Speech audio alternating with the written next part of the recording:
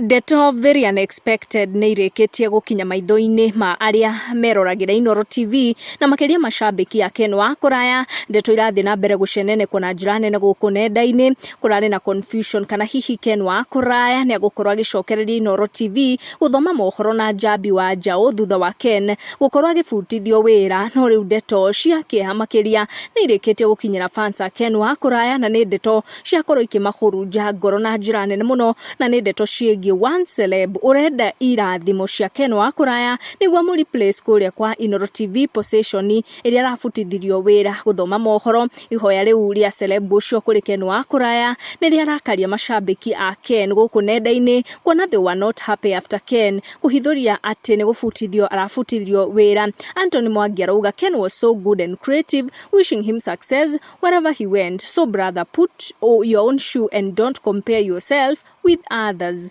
Not for Ken, but for yourself. Remember, everyone is for himself. Ken just did his best and left. Now it's your time to prove yourself to be on that position. Ici nĩ imwe cia komenti iria ciarekererio kũrĩ Steve Kĩgonyi nĩ macambĩki a Ken Wakuraya arĩa matarĩ marahona nguraro cia Ken gũbutithio wĩra na kwaga kuonekana agĩthoma mohoro. Steve also nĩ mũruti wĩra wa Inooro TV, kuona nĩ athakaga mĩthako mĩingĩ ya ngerekano ceceni ũcio wa Inooro, na koguo ihoya rĩake kũrĩ Ken Wakuraya mu support nĩguo amũreplace gũthoma mohoro rĩtinamũkĩrwo wega nĩ macambĩki, makĩria kuona Ken nĩ akorirwo akĩhithũria atĩ andũ ararutithanagia nao wĩra nĩo maramũbutithirie wĩra ũcio, na arakinya nginya harĩa aragĩkorirwo akĩrutũrwo ngurubu cia wĩra akiumũrũrithio kũrĩa kwa Inooro TV.